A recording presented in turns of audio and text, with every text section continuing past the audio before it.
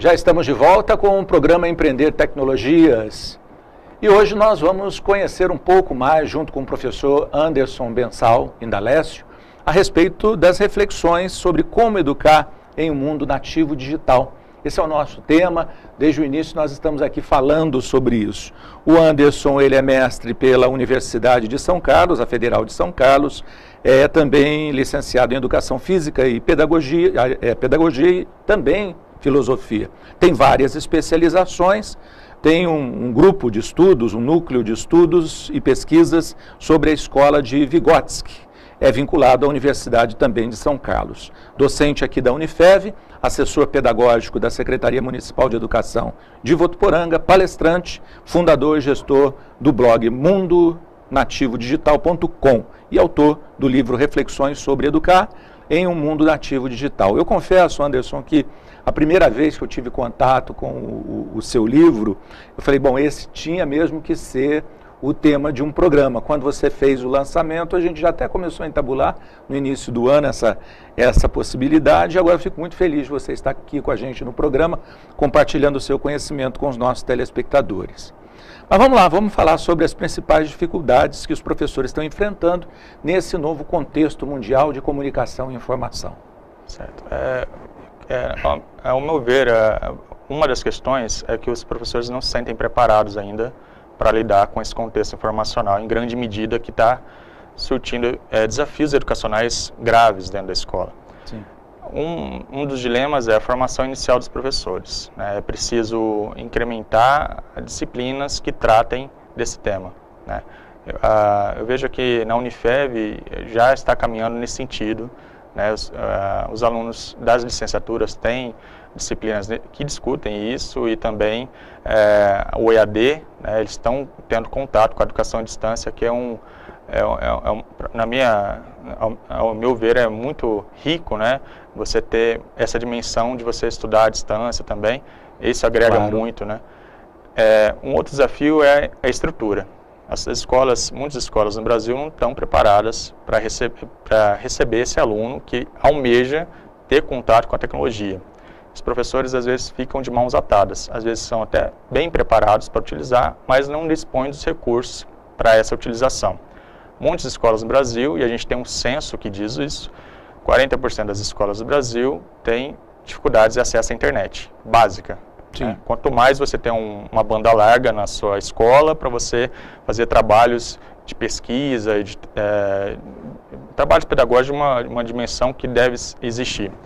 Então, poucas redes de ensino têm uma peculiaridade como a gente tem aqui em Votuporanga, que todas as escolas têm lousas interativas digitais, né, escolas da prefeitura, né, em todas as salas de aula, desde o maternal 2, crianças de 3 anos de idade, né, já estão em sua sala de aula, tem esse recurso primoroso. A prefeitura disponibilizou para os professores um notebook, né, para eles terem esse contato diário com a tecnologia, né, preparar suas aulas, preparar conteúdos digitais e compartilhar depois em sala de aula.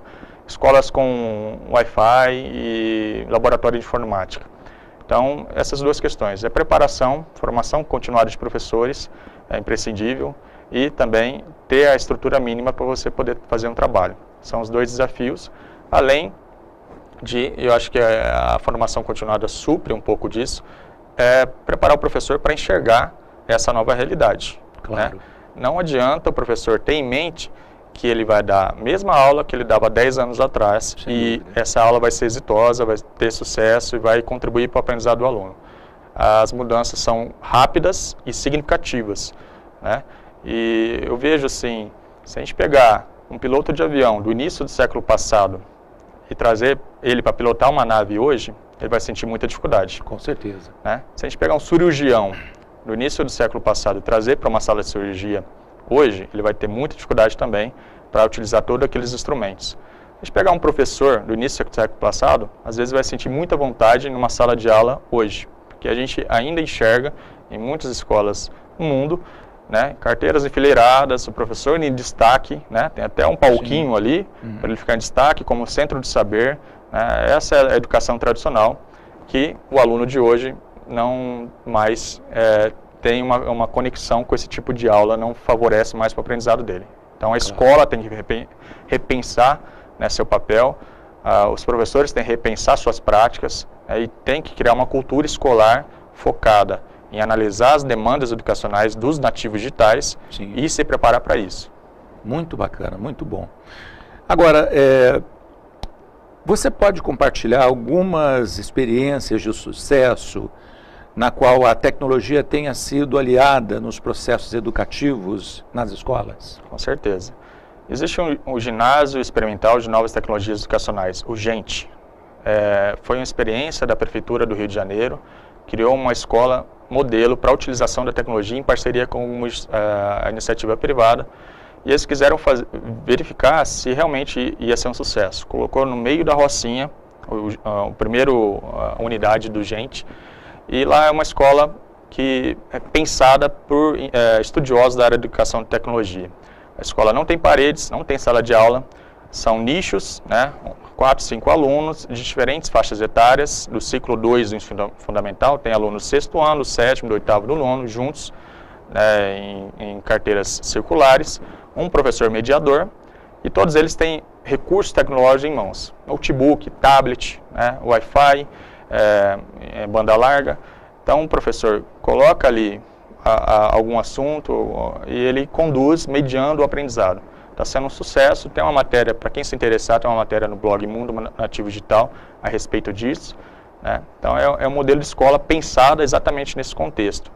A gente de outras iniciativas, tem professores fabulosos que trabalham em escolas tradicionais, mas por iniciativa própria, por se apropriar da tecnologia, fazem um trabalho diferenciado. Também compartilho lá no blog uma série de iniciativas. Tem professores de arte que utilizam o Instagram, que é um aplicativo de fotos, que tem uma série de filtros, né?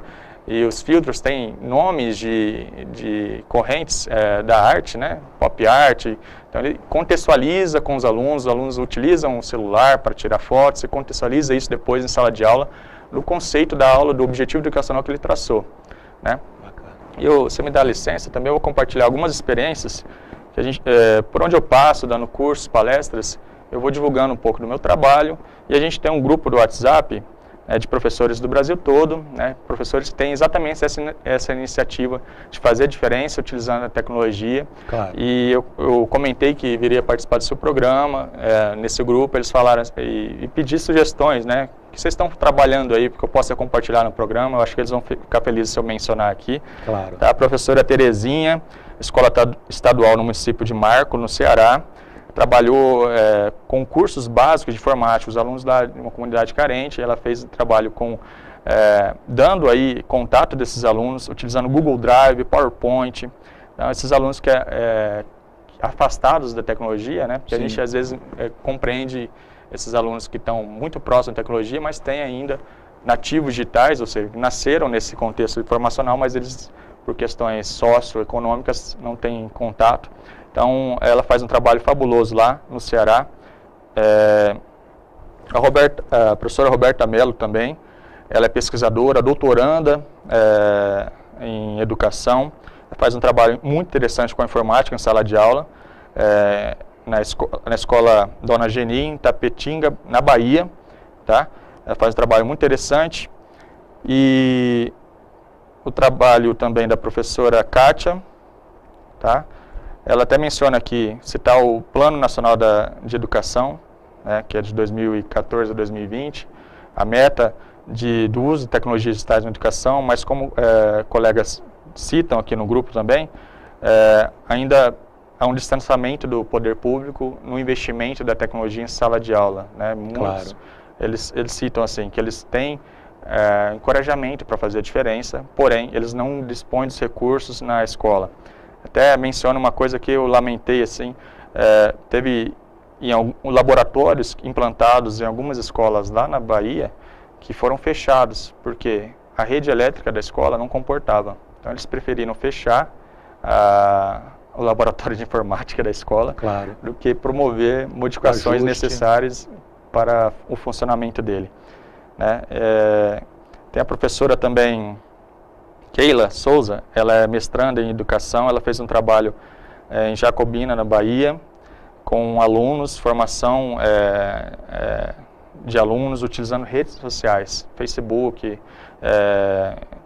Twitter, redes sociais, WhatsApp também, com os alunos em Piemonte, da Damantina, lá no Nordeste do Brasil também, fez um trabalho muito interessante, e isso tudo formatou um e-book também, publicou esse e-book com essas experiências.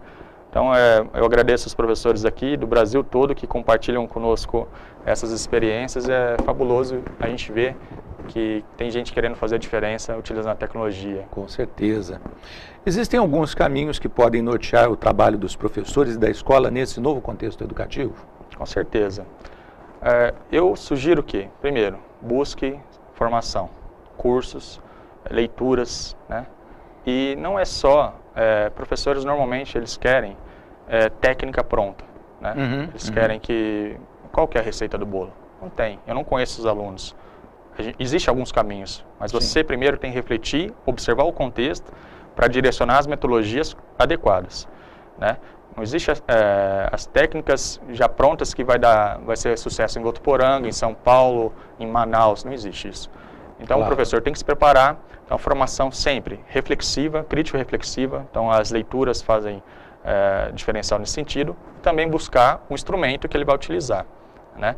Porque a gente não cair numa falha, que eu até cito no livro, uma iniciativa para exemplificar essa questão do que eu chamo de instrumentismo, né? Sim, o que é o instrumentismo? É a gente subutilizar o recurso. Claro. Na década de 30, nos Estados Unidos, eles quiseram aperfeiçoar um ensino de geografia nas escolas públicas. O que eles fizeram? Compraram aviões para colocar os alunos e fazer sobrevoos panorâmicos nas regiões e entender o relevo, a geografia daquela localidade.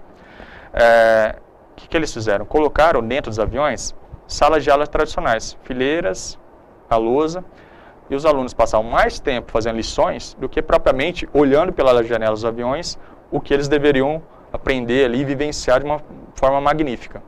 Se a gente extrapolar esse conceito para a tecnologia, também eu posso ter o melhor recurso, lousas interativas, Wi-Fi de alta qualidade, o melhor computador, as melhores ferramentas e subutilizar. Querer sempre transpor uma metodologia tradicional de ensino para só mudar o instrumento, se é giz e quadro negro, uma lousa super moderna. Então a gente tem que pensar nisso também. Então a formação tem que pensar nisso, não buscar só a técnica, mas também buscar refletir sobre o contexto, analisar o contexto no qual você está inserido como educador e tentar fazer a diferença com isso. Legal. E que leituras ou referências você poderia sugerir para professores para transpor, né, esses desafios de educar na sociedade contemporânea? Sim, eu sou adepto de uma educação dialógica, né, que é o segundo capítulo do livro, cito, faça um contexto sobre a educação dialógica, que o diálogo seria o caminho para vencer os obstáculos que surgem de diferentes gerações num processo educacional, interagindo entre si, né? Então, falando de diálogo, a gente tem um patrono da educação brasileira, Paulo Freire. Ele tem uma obra que pouca gente conhece, que é Educar com a Mídia. Paulo Freire, sim, escreveu sobre tecnologia. Claro. Em 1984, como um homem à frente do seu tempo. Ele já visualizou tudo isso que a gente está vendo hoje. Se você pegar esse livro, que foi escrito aí há mais de 30 anos atrás, você vai falar, Paulo Freire está vendo isso aqui, né? Tudo isso acontecer, fantástico. E Pedagogia da Autonomia, que dá diretrizes, é a última obra que Paulo Freire escreveu, dá diretrizes para o professor refletir sobre sua prática e buscar mecanismos para, por meio do diálogo, você vai ensinar seu aluno a buscar o saber. O professor, o educador hoje, ele é quase que um curador do conhecimento. Sim. Ele não é um único mecanismo mais, como a gente tinha há décadas atrás, um único mecanismo de acesso à informação, não é mais. É verdade. É um deles, né? E às vezes é um menos aperfeiçoado deles, né? Claro. Então ele tem que ser o curador, o mediador do conhecimento. Essa é a ferramenta. E tem esse livro aqui que é uma relíquia que eu consegui num sebo em São Paulo, a Escola Paralela, do Luiz Porcher. Ele também, na década de 60, estava visualizando tudo isso que aconteceu hoje, né? Escola paralela e tudo isso que a gente vê fora dos muros da escola. Claro. O que a pessoa agrega de saberes, de conhecimentos, tanto científicos como culturais, né? E a escola formal não pode ignorar isso, A escola paralela e a escola formal tem que caminhar juntas. Com certeza. Tá? Os saberes dos educandos têm que ser contextualizados, então eu trouxe aqui só, que é uma preciosidade que eu tenho na minha biblioteca, o primeiro exemplar. E além do meu livro, né, Reflexões sobre Educar, eu trouxe aqui uma marca-páginas para você. Ah, que ótimo. Muito agradecido. As pessoas podem baixar gratuitamente do mundonativodigital.com/livros. É só clicar que você baixa o PDF. Tá? Aqui está um adesivinho com o logo do blog também. Muito bom. Lá, além do livro, as pessoas têm contato com uma série de informações, né, tanto professores como também pais. Eu faço matérias para pais pensarem, né, o quanto seus filhos estão usando a tecnologia, que sempre é bom ponderar o excesso de qualquer coisa, pode ser prejudicial. Claro. Né?